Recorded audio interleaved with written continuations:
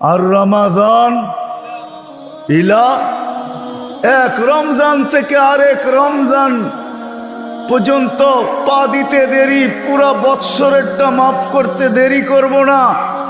আল্লাহকে যদি বলি তারপরেও যদি কিছু থেকে যায়, তুই মনে হয় ভালো মতে দেখিসই নাই, রহমতের পরেরটাই তো মাগফিরাত 10 দিন, ওইটায় পুরা মাপ, কিছু থাকতেই দিব না।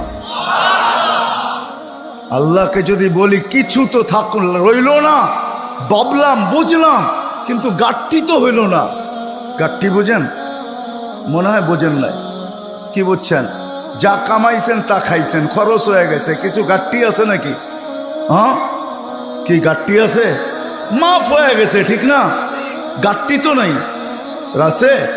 আল্লাহ বলে গাঠটি ভালো তো বাসি, গাঠটির প্রশ্ন চল শেষ 10 দিনে রেখা দিছি।